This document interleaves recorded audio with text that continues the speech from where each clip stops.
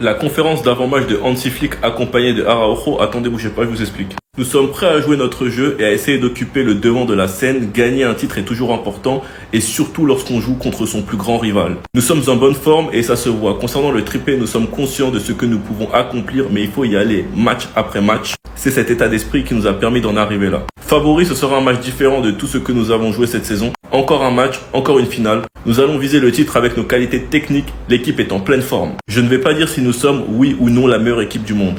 Flick. C'est toujours mieux de jouer devant nos supporters, il faut profiter et tout donner. Il va falloir se battre. Nous avons la possibilité de gagner 3 titres et c'est ce que nous voulons. Nous avons une équipe très jeune et une finale comme celle-ci est une expérience formidable. Il n'y a pas de favori en finale, nous voulons que le match commence maintenant. Notre travail est de préparer l'équipe à gagner et à ce que les supporters qui seront 26 000 prennent du plaisir. Ferron a montré qu'il pouvait bien jouer en numéro 9. Je pense que c'est un très bon poste pour lui. Lewy ne pourra pas jouer et rien n'affectera Lamine ou Rafinha. Il rajoute aussi que Lamine est un joueur spectaculaire, vous serez impressionné en le voyant à l'entraînement. On lui demande aussi qui jouera latéral gauche et il garde la surprise. Enfin bref, quand on vous dit que c'est une dinguerie ce que le Real est en train de faire, vous nous prenez pour des fous. L'arbitre lui-même est venu s'expliquer. L'arbitre du Classico demain fond en larmes la veille de la finale de Copa. Quand votre fils va à l'école, que des enfants lui disent que son père est un voleur et qu'il rentre à la maison en pleurant, c'est vraiment dur. Et lui-même, il commence à pleurer. Moi, les gars, je suis tout à fait d'accord que la Liga, l'arbitrage, il est éclaté au sol. Il est pourri. Ça, on le sait tous, les gars. Mais cette méthode de pression, les gars, c'est de la manipulation.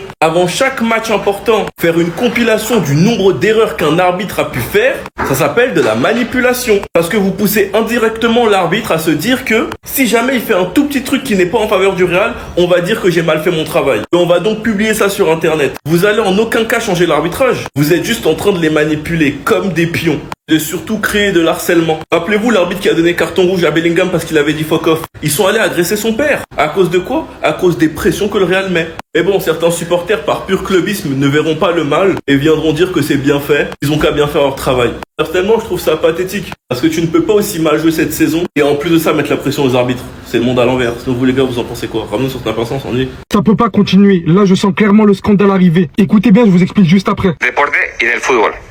Vale, simplemente me gustaría que lo supieses. Il est traumatisé. Muy bien, gracias. Aquí lo dejamos. A las 5:15 volvemos a esta sala de prensa con la rueda de prensa de Araujo. Pour ceux qui sont pas au courant, hier soir, le Real Madrid a encore utilisé sa chaîne privée, considérant que l'arbitre qui va exercer demain lors de la finale de la Coupe du Roi est à l'origine de nombreux scandales en défaveur du Real Madrid. Le club a encore exercé une grosse pression sur l'arbitre. Il faut aussi qu'aujourd'hui, en pleine conférence, l'arbitre concerné a fondu en larmes et a cité ce que nous traversons n'a aucun droit. C'est vraiment dingue que mon fils rentre de l'école et dise que son père est un voleur. Vous vous rendez pas compte de ce que ça peut être à partir du moment où nous, on habite en France, on n'a pas forcément conscience de ce que ça peut être. Mais vous savez pas ce qu'en Espagne, ce cas est réellement actuellement. Autant je peux trouver l'arbitre qui n'est absolument pas le plus performant qui puisse exister. Et effectivement, il y a vraiment eu des dingueries avec lui, surtout concernant Vinicius. Mais il ne mérite pas un tel pressing et surtout pas de ses enfants, les gars. Et là, en l'occurrence, vu ce qu'il reçoit et vu comment il est traumatisé, ça peut littéralement changer beaucoup de choses demain soir pour le match. Le mec est littéralement traumatisé. On peut pas laisser un mec arbitrer comme ça. Ça va forcément jouer sur ses décisions. Putain, Lamine Yamal, qu'est-ce qu'il nous a préparé, les gars? J'ai tout compris cette fois-ci. C'est pas la story Instagram, mais c'est ça. Si vous vous demandez pourquoi en aussi grosse chaleur il porte un bonnet, ayant d'ailleurs été questionné à ce propos, voilà qu'Hansi Flick, son entraîneur, répond et vous serez surpris de voir l'information maintenant. Il a quelque chose de spécial pour vous. Sachant que plus tôt dans la journée, il a été aperçu avec cette teinture. La plupart des supporters faisant référence à son exemple Neymar. Mais on nous parle de surprise, donc carrément il a même pu inscrire certaines choses dessus. Sachant qu'au vu de l'assurance qu'il se porte généralement, d'habitude il passe par une story Instagram, mais là cette fois-ci on n'en a pas. Je vous mentirais si je vous dirais que j'en ai pas peur. Sachant que ça vient d'être confirmé, Ferland Mendy devrait être titularisé, alors que le mec revient d'absence de je ne sais combien de temps. Et que même avant ça, c'était pas fameux. On dirait que le mec va arriver avec toutes ses tripes, dans l'unique but de faire du sale. Avec sa teinture là, je sais même pas ce qui se cache dessus. Mais vous allez voir, je le sens. Je le sens cette fois-ci, c'est pas la story Instagram, ça va être ça. Ce petit se fait tellement confiance qu'honnêtement, s'il y a des inscriptions dessus, cela ne m'étonnerait même pas. Il a atteint un degré que je n'ai jamais vu auparavant. Les joueurs postaient autant de stories et les assumer une à une comme ça. Florentino Pérez et le Real Madrid sont en train de s'afficher aux yeux du monde avant le Classico demain contre Barcelone. Avant de tout vous expliquer, je pense que vous avez vu la polémique concernant l'arbitre qui a pleuré en conférence de presse. Suite à ça, le Real Madrid se dit stupéfait des larmes de l'arbitre la veille de la finale en conférence de presse. Madrid estime alors que le corps arbitral ne sera pas impartial et a demandé à la fédération de nommer de nouveaux arbitres. Et voilà qu'on vient de s'afficher devant le monde entier. La Fédération Royale Espagnole de Football considère irréalisable le changement d'arbitre pour la finale de la Coupe. On a réussi à faire pleurer un arbitre parce que d'autres enfants disent à son fils que c'est un voleur à cause des vidéos du Real Madrid. Je pense qu'on en a déjà fait assez. Malgré tout, Florentino Pérez ne participera pas au dîner institutionnel organisé par la Fédération espagnole ce soir. En fait, le gars qui gère la chaîne de Madrid et qui fait des reportages sur tous les arbitres avant chaque match, il est fou dans sa tête ou quoi? Là, en fait, il vient d'afficher Madrid, mais vous pensez l'arbitre demain sur le terrain, il va réfléchir comment en fait? Le club estime que le corps arbitral ne sera pas impartial, mais tu m'étonnes qu'il sera pas impartial. Tu te fais agresser tous les jours, comment tu vas être impartial? Bref les gars, Florentino Pérez et le Real Madrid sont en train de s'afficher aux yeux du monde entier avant le Classico demain contre Barcelone. C'était sûr que ça allait arriver tôt ou tard. Regardez, dans quel état il est ces petits arbitres. Como un deportista más. En larmes. Y eso es muy jodido, No se lo deseo a nadie. Pero el día que me vaya de aquí, quiero que mi hijo esté orgulloso de lo que fue su padre y lo que es el arbitraje. Porque el arbitraje nos ha dado muchos valores. Y no hay derecho, lo que estamos pasando, muchos compañeros y compañeras, no del fútbol profesional, porque esto afecta a nuestras familias. Vous vous demandez peut-être pourquoi cet arbitre est dans cet état-là?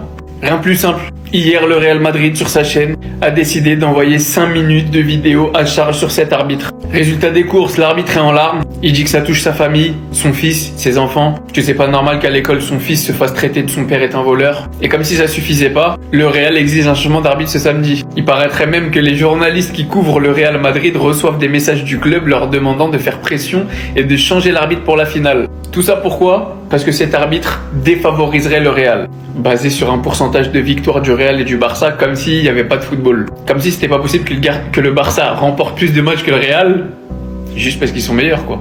Et d'ailleurs, comme vous pouvez le voir, le Real est stupéfait par les larmes de De Burgos. Parce que pour eux, il n'y a pas d'humain. Pour eux, il n'y a que les trophées, que le palmarès, que le sportif. Donc ça commence à aller trop loin tout simplement. Vous le savez tous, Barcelonais, Madrilène, on est tous dans le même bateau. On est tous contre l'arbitrage calamiteux en Liga. Et on est tous d'accord qu'il faut trouver une solution pour que ça s'arrête. Mais est-ce que la solution, c'est de mettre la pression sur des arbitres de manière visée, de manière personnelle, la veille d'un classico, sur sa propre chaîne? Je pense pas que ce soit la solution. Parce que même si c'est des incompétents, faut pas les défendre non plus sur leur travail. Il est mal fait. Ça reste néanmoins des humains, avec un cœur, avec une famille, avec des états d'âme. Et qu'au fond, on sait bien que cette manipulation, cette manière de mettre la pression, c'est pas pour rendre justice à l'arbitrage en Liga. C'est juste pour mettre la pression avant le classico. On le sait, on n'est pas dupes. Les gars, le Real, il joue tout sur demain, les gars. Ils ont réussi à faire ce que personne n'a réussi à faire dans le monde du football, faire pleurer un arbitre en conférence de presse. Ça en dit long sur l'importance du match de demain pour le Real Madrid. Parce que oui, ils peuvent clairement faire une saison blanche. Tout est en fonction du match de demain. Moi, je peux comprendre cette forme de pression envers les arbitres de Liga, sachant que voilà, c'est pas la première réclamation, ni la deuxième, ni la troisième. Mais, comme par hasard, lorsque le Classico arrive, tu mets la pression sur l'arbitre. Moi, j'appelle pas ça du fair play, honnêtement. Que tout comme vous, nous aussi, on a été victimes d'erreurs d'arbitrage cette saison et les années précédentes. Après, je peux vous comprendre. Quand on vous a botté une, deux fois, la troisième fois, t'es pas serein. Du coup, tu fais du cinéma. Maintenant, mettez-vous quelque chose dans la tête. Si cette année, vous faites une saison de merde, c'est pas du tout à cause des arbitres. C'est parce que votre niveau, il est exécrable. Donc oui, on peut tirer sur les arbitres, mais tirer sur vous-même aussi. Parce que ça, j'ai pas vu beaucoup de gens le faire. Dans tous les cas, je vais employer les mots forts. Votre défaite de demain, elle est inéluctable. Voilà. Vous allez perdre et vous allez faire une saison blanche.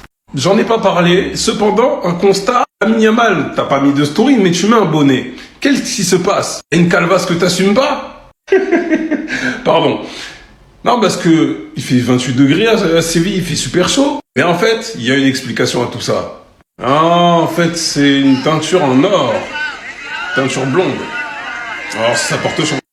Est-ce que maintenant la coupe parle à la place de la story? Va-t-il poster une story d'ici quelques heures? En tout cas, on va voir ce que ça va donner, si ça va lui porter chance demain. En tout cas, moi, je vais pas être là dans un discours, ouais, non, mais il veut imiter Neymar, non, mais il veut 39, non, il fait ce qu'il veut déjà. Il a 17 ans, profite de ta jeunesse. Mais c'est en vrai, tu peux pas trop profiter, parce qu'à chaque fois que tu bouges, il y a un tas de marée. Putain, la dernière fois, ils l'ont... Bref, Dieu merci en soi, le club a réglé ce problème-là d'ailleurs. Le fait qu'il soit protégé et tout, parce que sortir d'un aéroport sans protection, sans rien, être dans le même bus que des gens normaux, avec la foule que ça peut attirer, gros, faut être fou, faut le protéger. Et c'est ce que le club a fait, pardon, et c'est très bien comme ça. Bref, en tout cas, hâte de voir la coupe. Je veux refaire une vidéo à ce sujet-là parce qu'il y en a certains qui font semblant de ne pas comprendre par pur fanatisme. Vous voyez cet arbitre-là, qui a pleuré en conférence de presse. Il a parlé de son enfant. Bon, je ne sais pas si son histoire elle est vraie, mais si elle est réelle, j'ai de la compassion envers sa famille. Mais pour lui, mais j'ai pas de compassion, la famille. Certains Barcelonais qui vous diront, ouais, non, mais il faut pas attaquer à l'humain, faut comprendre, les arbitres, ils peuvent faire des erreurs, tout ça. Il n'y a pas de souci. Le Real Madrid, par leurs vidéos, ils se sont que attaqués au domaine sportif des choses. Ils se sont jamais attaqués à l'humain, mais jamais de la vie. Alors je peux comprendre que certains Barcelonais se disent, bon, c'est claqué de mettre de la pression sur l'arbitre, il n'y a pas de souci. Mais ils se sont pas attaqués à l'humain. Mais là où je vous trouve hypocrite, lorsque Vinicius avait reçu son rouge face à Valence, et avant ça, il avait signalé à l'arbitre qu'il recevait des insultes racistes, vous avez tous fermé vos bouches. Aucune compassion envers Vinicius. Par contre, là, l'humain était touché à ce moment-là. C'est pour ça que cet arbitre, je le pardonnerai pas sur ça. Dans tous les cas, quoi qu'il en soit, je le pardonnerai pas pour cette faute-là. Parce que c'est un combat que je mène depuis un certain temps. S'il y a des insultes racistes, on arrête le match et on sort directement. L'arbitre avait la capacité de faire ça, mais il l'a pas fait. Là, vous me demandez d'avoir de la compassion pour cet être humain. Alors oui, j'ai de la compassion pour sa famille, et ça reste uniquement sa famille, mais pour lui, j'aurais aucune compassion. T'as beau pleurer, j'en ai rien à faire. Moi, j'ai de la compassion pour Vinicius qui a été victime de racisme, qui est encore victime de racisme dans tous les stades. Donc de l'autre côté, peut-être que Vinicius, il a un comportement peut-être mauvais, détestable. C'est une réalité en plus. Mais est-ce qu'il doit être victime de racisme? Je ne pense pas. Donc c'est pour ça que cet individu, après le match face à Valence, je ne peux pas le pardonner. Je ne peux pas le pardonner sur cet aspect-là, pas en tout cas maintenant. Je ne peux pas avoir de compassion pour une personne qui n'a pas eu de compassion, pour une personne qui est en difficulté sur un terrain, qui a été humiliée sur le terrain. Je ne pourrai jamais. Donc arrêtez de faire preuve de fanatisme, faites preuve aussi vous d'objectivité. Parce que lorsque je dis des choses que vous aimez entendre, vous me parlez d'objectivité de ma part. Mais lorsque c'est des choses que vous n'aimez pas, qui vont pas dans votre sens, dans le sens de votre club, bah là, comme de par hasard, Abdé, il n'est pas objectif, mais c'est une réalité. J'ai une compassion et j'espère que son fils, au niveau émotionnel, ça ira mieux. Mais en tout cas, les vidéos du Real Madrid, c'est uniquement pour montrer l'incompétence de cet arbitre-là. La vidéo, elle peut être claquée de la part des Barcelonais, je peux le comprendre, il n'y a pas de souci. Mais en tout cas, ça n'attaque pas l'arbitre de manière humaine. Mais sinon, en vrai, ça à toi. Moi, en tout cas, on bien, alhamdoulilah. Et dire que je pensais qu'il allait être calme pour une fois, il a fait qu'un petit post en écrivant samedi. Juste ça, on s'est dit bon, y a rien, il s'est calmé. Mais non, pas du tout. Pas du tout. Il veut pas. Finale de Coupe du Roi, full blond à Neymar 2013. Full blond à Neymar 2013. Ça se sentait qu'il cassait quelque chose, il était sous bonnet, c'était bizarre, ça se sentait. Bah là, on a nos réponses. Teinture. Non, vraiment, les gars, Doué et Yamal, sur leur RP Neymar, ils kiffent leur vie. Après, est-ce qu'on peut en vouloir à Yamal? Il a 17 piges et il imite son idole, c'est tout. Là, pour lui, il se voit déjà mettre un but, imiter une célébration de Neymar, être dans une edit, look like him, et voilà, il a réussi son taf. C'est tout ce qu'il veut. Qu'est-ce qu'il prépare? Il va se transformer en Neymar, c'est ça? Qu'est-ce qu'il veut faire? Déjà que c'est la crise de l'autre côté, ils savent pas qui va jouer latéral gauche, et lui, il veut se transformer en Neymar, c'est ça? Flick, d'après Flick en conférence aujourd'hui, il a préparé une surprise pour demain, vous verrez. Elle est là la surprise, c'est sa coupe. Donc bon, on connaît déjà l'histoire. Il va mettre un but, célébration iconique, avec sa teinture, c'est déjà écrit. Les gars, il aime trop le show ce gars. Enfin bref, sinon vous les gars, vous en pensez quoi? Ramenez-nous sur Snap, on s'ennuie.